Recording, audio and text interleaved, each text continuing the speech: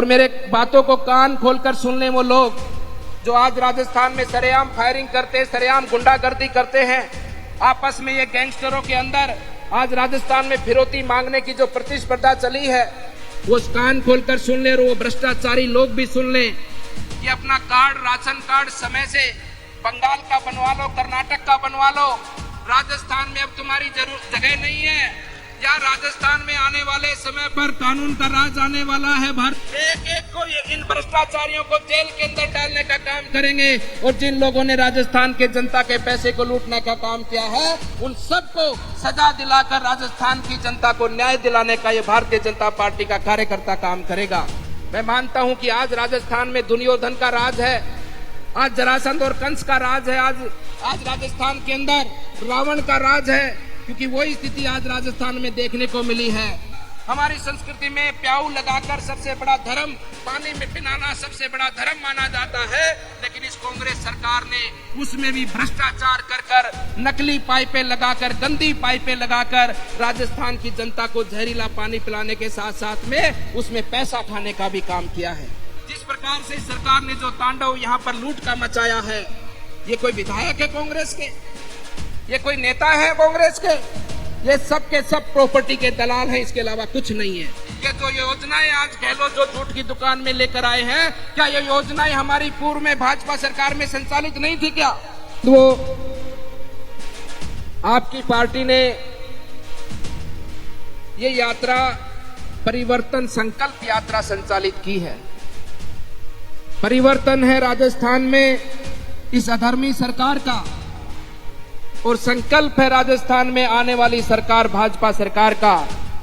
ये संकल्प का आशीर्वाद जनता के बीच में लेने हम आपके बीच में पहुंचे हैं कि जो वर्तमान परिस्थिति राजस्थान में बनी है, जो वर्तमान समय में इस कांग्रेस के शासन के अंदर जो राजस्थान की दुर्गति हुई है, जो वर्तमान समय में इस कांग्रेस के शासन के अंदर राजस्थान को, इस राजस्थान की, हमारे राजस्थान की वीर भूमि को भक्ति के नाम से जाना जाता है, राजस्थान की वीर भूमि को वीरों की भूमि के नाम से जाना जाता है, इस राजस्थान की भूमि को अतिथि देव भूमि के नाम से जाना जाता है, इस राजस्थान की भूमि को श्रद्धा और सेवा की भूमि के नाम से जाना जाता है। लेकिन आज विश्व पटल पर इस राजस्थान को, इस राजस्थान की सरकार ने जिस प्रकार से अपमानित और लज्जित करने का जो कार्य किया है, उस चीज का हम संकल्प लेने आपके बीच में आए हैं कि इस राजस्थान की छवि को हम बदलेंगे और अपने राजस्थान को भी पुनः इस विश्व पटल पर सिरमौर के रूप में राजस्थान को आगे बढ़ाने का हम काम करेंगे। बंधुओं, ये हमारा संकल्प आपके बीच में हम लेकर आए हैं। ये हमारा संकल्प है। ये हमारी जो आने वाली सरकार, भारतीय जनता पार्टी की सरकार, इस सरकार के केवल दो ही ध्येय मात्र होंगे कि राजस्थान विकास के पथ पर आगे बढ़ेगा, विकास ही राजस्थान की प्राथमिकता होगी और राजस्थान के अंदर कानून का ही राज होगा। ऐसी सरकार हम आपके बीच में लेकर आने वाले हैं और ऐसी सरकार का संकल्प हम आपके बीच में लेकर आए हैं। बंधुओं, क्या क्या नहीं हुआ इन पिछले 4.5 वर्षों के अंदर? क्या हमारे राजस्थान की यह दुर्गति होनी थी? ऐसे लोगों ने जो सत्ता पर बैठे हैं, मैं तो इन लोगों पर रत्ती मात्र भी विश्वास नहीं करता। मेरा बहुत छोटा जीवन है राजनीति का, बहुत छोटा जीवन है। 2019 से ही मेरी शुरुआत है राजनीतिक जीवन की। उससे पहले मेरा कोई सरोकार राजनीति से नहीं था। और राजनीति तो मैं इसको कहता ही नहीं हूं, ये तो सेवा नीति है। राजनीति तो वो लोग कहते हैं जो देश को आगे बढ़ने का, रोकने का काम करते हैं, उसमें राजनीति करने का काम करते हैं, उनके लिए राजनीति होगी। मेरे लिए तो सेवा नीति है, जनता की सेवा करने का अवसर है। बंधुओं, बहुत छोटा समय मिला है मुझे, लेकिन जो मुझे समझा है, जो बुजुर्गों ने मुझे बताया है, ये ऐसी सरकार जो किसानों के झूठ बोलकर बनी हो, किसानों से झूठ बोला, युवाओं से झूठ बोला, झूठ के सिंहासन पर ये सरकार बैठी हो, तो मैं मानता हूं, ये मैं जानता हूं कि कैसे राजस्थान की जनता इनके कहे पर विश्वास कर सकती है। क्या आप विश्वास कर सकते हो इनकी बातों पर? विश्वास कर सकते हो इनकी बातों पर? मैं आपसे पूछना चाहता हूं। ये माला पड़ी है 51 किलो की, और मैं चुनौती के साथ कहता हूं, आप सभी हमारे नोखा वासियों से कहता हूं और पूरे राजस्थान की जनता से, किसानों से कहता हूं, इन गहलोत सरकार ने, इस कांग्रेस ने किसानों से कर्जा माफी की बात कही थी। अगर किसी किसान का कर्जा माफ किया है तो हम उसका सम्मान करना चाहते हैं कि कम से कम भाई आपका तो कर्जा माफ हुआ, ये माला उसको हम पहनाना चाहते हैं। कोई है किसान? कोई है यहाँ पर? तो बंधुओं, ये झूठ की दुकान है, ये ऐसी झूठी सरकार।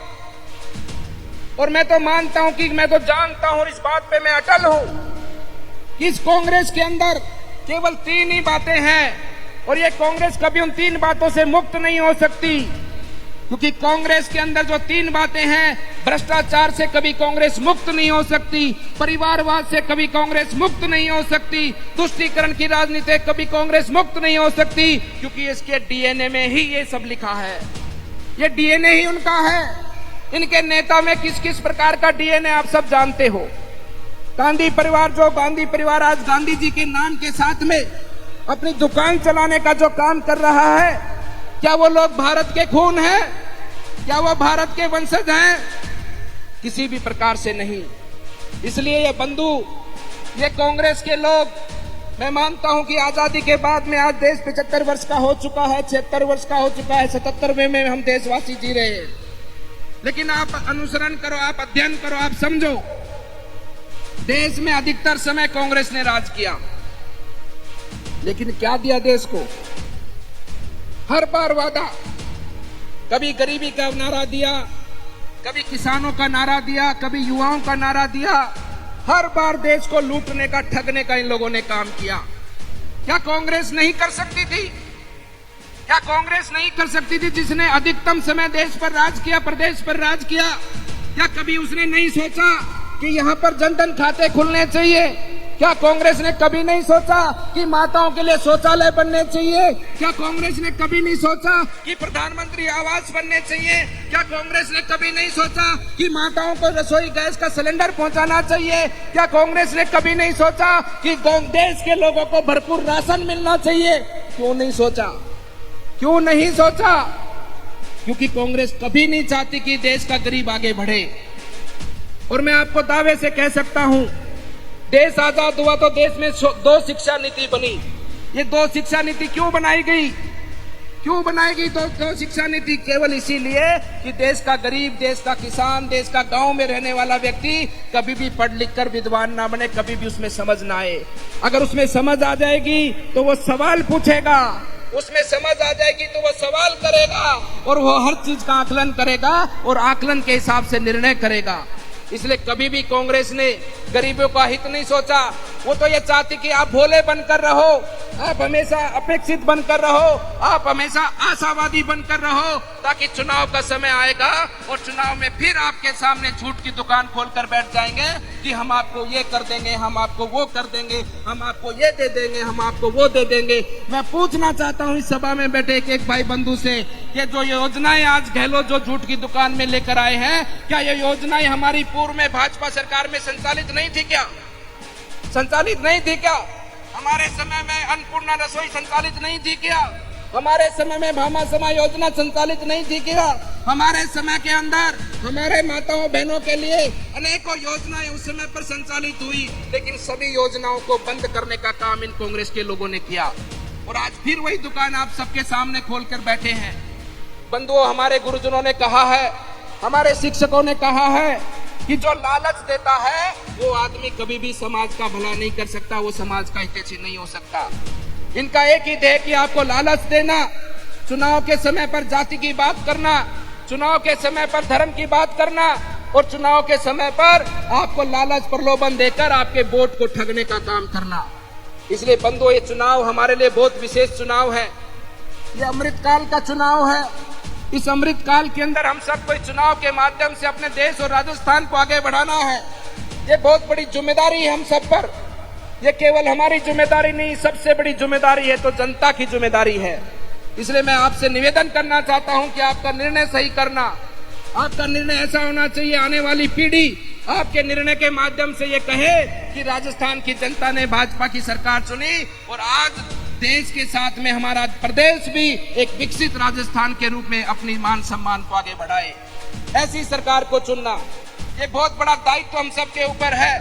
ये ऐसी सरकार, अधर्मी सरकार, जिस प्रकार से सरकार ने जो तांडव यहाँ पर लूट का मचाया है, ये कोई विधायक है कांग्रेस के, ये कोई नेता है कांग्रेस के, ये सब के सब प्रॉपर्टी के दलाल हैं, इसके अलावा कुछ नहीं है। केवल प्रॉपर्टी का स्वच्छ रूप से धंधा करते हैं, केवल खनन का स्वच्छ रूप से धंधा करते हैं। जो जनता का अधिकार है, जनता का जो यहाँ पर अनेकों खनन के कार्य होते हैं अपने इस क्षेत्र के अंदर, लेकिन क्या खुली लूट मचाई है? वो खनन आपकी है, राजस्थान की प्रदेश की जनता की है। उस खनन से जो कमाई होती है वो आपके विकास में काम आती है। लेकिन वर्तमान समय में इन विधायकों ने जो दलाली का काम शुरू किया है, इन विधायकों ने जो गुंडागर्दी का काम शुरू किया है, इन्होंने केवल अपनी खुद की तिजोरियां भरने का काम किया है।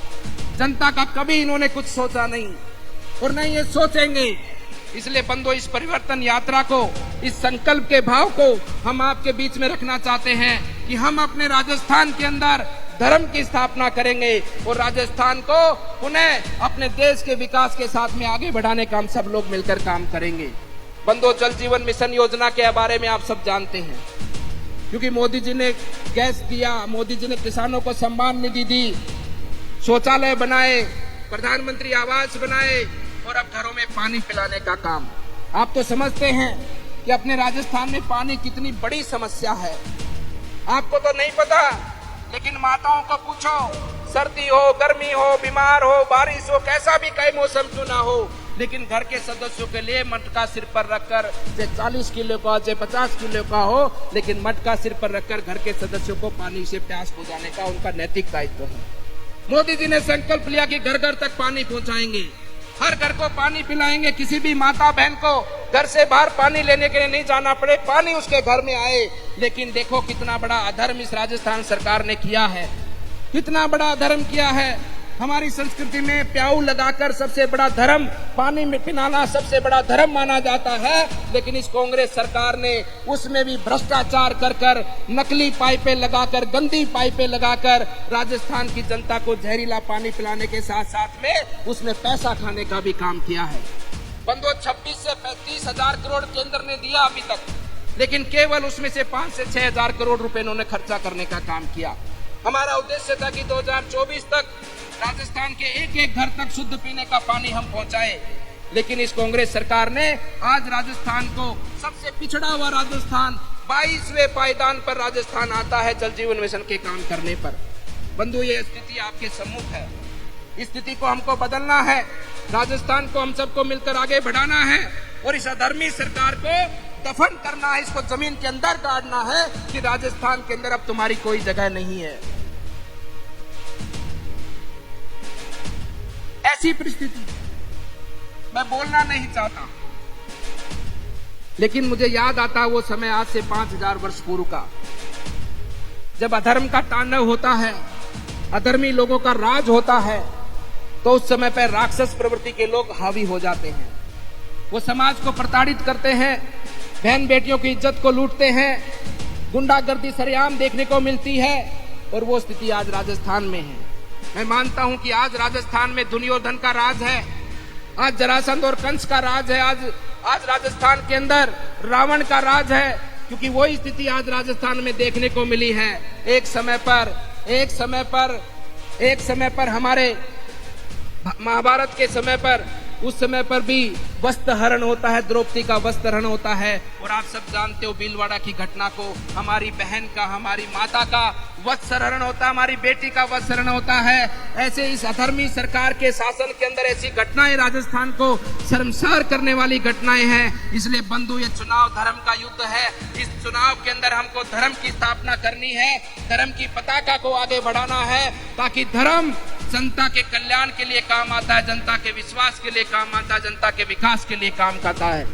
बंधु, इस मंच के माध्यम से ये भी मैं आप सबको बीच में बता देना चाहता हूं, हमारी पार्टी की, आपकी पार्टी की सरकार बनेगी, और मेरे बातों को कान खोलकर सुन लें वो लोग जो आज राजस्थान में सरेआम फायरिंग करते हैं, सरेआम गुंडागर्दी करते हैं, आपस में ये गैंगस्टरों के अंदर आज राजस्थान में फिरौती मांगने की जो प्रतिस्पर्धा चली है, वो कान खोलकर सुन ले, और वो भ्रष्टाचारी लोग भी सुन ले कि अपना कार्ड, राशन कार्ड समय से बंगाल का बनवा लो, कर्नाटक का बनवा लो, राजस्थान में अब तुम्हारी जगह नहीं है। या राजस्थान में आने वाले समय पर कानून का राज आने वाला है, भारतीय जनता पार्टी का राज आने वाला है और उस राज के अंदर तुम्हें राजस्थान में छुपने की जगह नहीं मिलेगी।